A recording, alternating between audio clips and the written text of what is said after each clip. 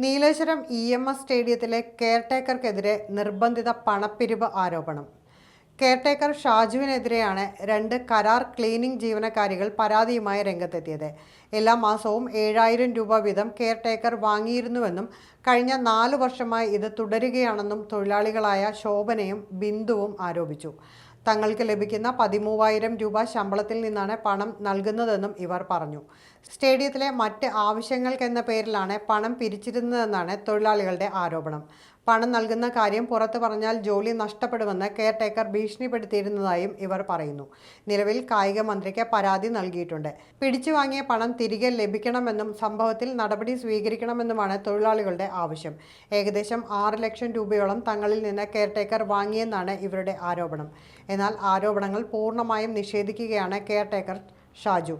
പരാതി തികച്ചും വ്യാജമാണെന്നാണ് അദ്ദേഹത്തിന്റെ പ്രതികരണം. സ്റ്റേഡിയത്തിൽ അനധികൃതമായി ഒരു യുവാവ് താമസിക്കുന്ന കാര്യം താൻ റിപ്പോർട്ട് ചെയ്തിരുന്നു.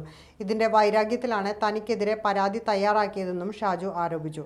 അതേസമയം പരാതിയെക്കുറിച്ച് ഇന്നാണ് അറിഞ്ഞതെന്ന് നീലേശ്വരം നഗരസഭാ ചെയർമാൻ മുഹമ്മദ് റാഫി പ്രതികരിച്ചു. ഏകദേശം 18 കോടി രൂപ ചെലവഴിച്ചാണ് നീലേശ്വരത്തെ സ്റ്റേഡിയം നിർമ്മിച്ചത്.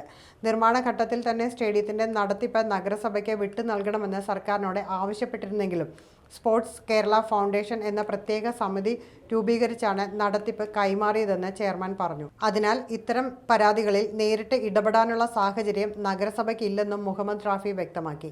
പരാതിയുമായി ബന്ധപ്പെട്ട അധികൃതർ അന്വേഷണം നടത്തുമെന്നാണ് പ്രതീക്ഷിക്കുന്നത്.